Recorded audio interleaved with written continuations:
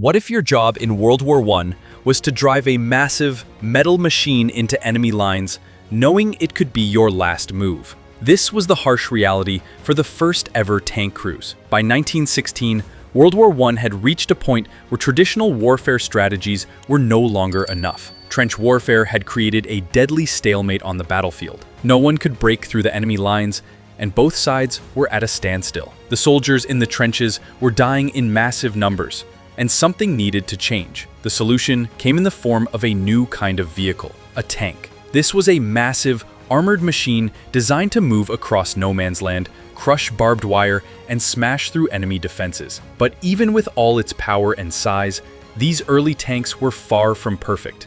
Their crews would pay the price for the design flaws and the deadly new technology. The first tanks were called land ships, and their design was rough to say the least. The British Mark I tank, the first to see combat, weighed about 28 tons, was 8 meters long, and had tracks running around the entire vehicle to help it cross trenches. It was intended to break through the enemy's defenses, but in practice, it often got stuck in the mud or became a target for enemy fire. In fact, it had so many flaws that it didn't live up to its potential for a long time. Being a tank crew member in World War I was an unimaginable horror. The interior of these early tanks was cramped and noisy, with little to no ventilation. The engines generated immense heat and toxic fumes, and the crews often passed out from the overwhelming conditions. Imagine being inside a metal box with no air to breathe, constant smoke, and a roar of engines so loud that you could barely communicate with your fellow soldiers. But the physical conditions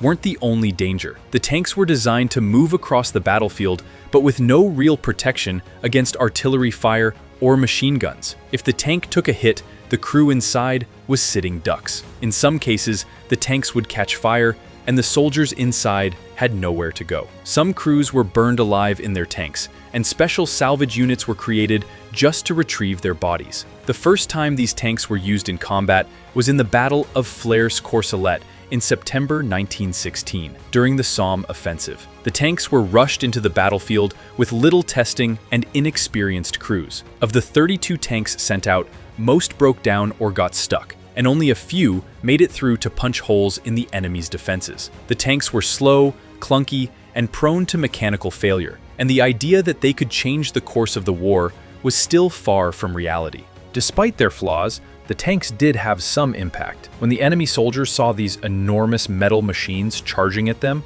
many were terrified. The sight of the tanks made them flee. But the reality of tank warfare in World War I was much darker. The tanks were not invincible, and their crews paid a terrible price for every small victory. So, what was it like being a tank crew member in World War I? It was a terrifying job.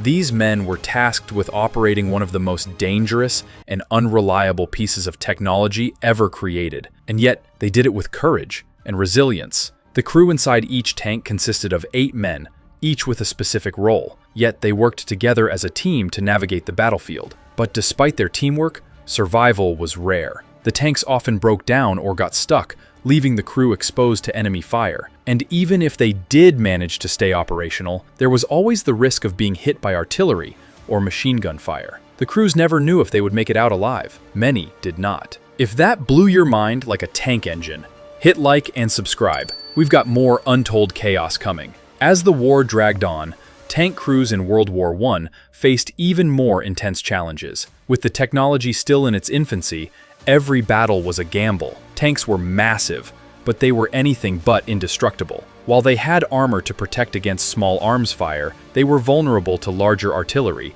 which could easily disable them. Many tanks were knocked out in the first few minutes of battle, and the crews inside often had no chance to escape. Even if a tank made it past the enemy's defenses, it still faced dangers from within. The crew was cramped inside a metal box, with the engine running at full throttle. The heat inside could reach unbearable levels, and with little ventilation, soldiers passed out from the lack of air. The combination of suffocating heat and toxic fumes from the engine made it impossible to stay comfortable. But it wasn't just the environmental factors that made tank life so deadly. One of the most horrifying aspects of being a tank crew member was the constant fear of death. These soldiers were not only in danger from enemy fire, but also from the tank's own flaws. The tanks were prone to mechanical failure, and if one broke down in the middle of the battlefield, the crew was sitting prey. They could be stuck for hours, exposed to enemy artillery or machine gun fire. In many cases, the tank would catch fire, and the crew would be trapped inside with no way out.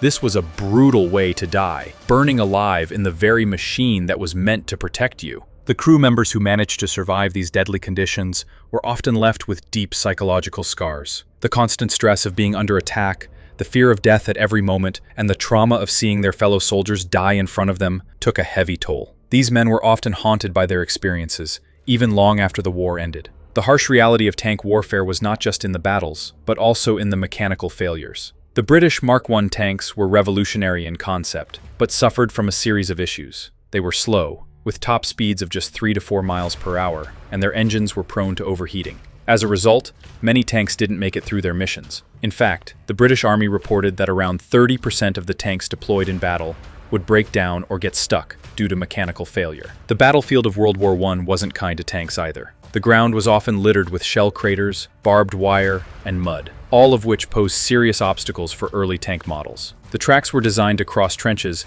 but more often than not, the tanks would tip into them or get bogged down in the mud. Crews were sometimes forced to abandon the vehicle, risking capture or death in the open. The terrain was as much an enemy as the German forces themselves. While tanks were introduced as a revolutionary weapon, their crews were the ones who paid the price for this innovation. Despite their flaws, tanks became a crucial part of modern warfare, and the lessons learned from World War I tank combat paved the way for the tanks we use today. But those early tank crews, who had to face unimaginable conditions, are often forgotten. Their bravery and sacrifice laid the foundation for the armored warfare that would shape the 20th century. However, despite the tank's potential, the war's brutality left its mark. Tank crews were put into one of the most dangerous jobs in the history of warfare. Many didn't survive, and many who did came home with scars, both physical and mental, that would never heal. Their sacrifice and courage have largely been overshadowed by the more well-known stories of World War I. But without these early tank crews, the modern tanks we know today might never have come into existence. While the early tanks in World War I were far from perfect, they paved the way for the armored vehicles we use today. The lessons learned from these first machines were crucial in shaping future military vehicles. For instance, one key advancement from early designs was improving the engine's reliability and reducing overheating, which had been a major issue for the first generation of tanks. In addition, as tanks became more commonplace in warfare, designers began focusing on more effective ways to distribute weight, improving mobility over rough terrain, and reducing the risk of tanks tipping over. By the end of World War I, despite their flaws, tanks were seen as essential for breaking through the trench warfare stalemate, which had defined much of the war. Though early models like the British Mark I and the French Renault FT were not perfect, they demonstrated the potential for mechanized warfare and set the stage for future developments that would change the battlefield. Moving forward, tanks would continue to evolve, incorporating innovations like better armor and greater mobility, making them a force to be reckoned with in future conflicts.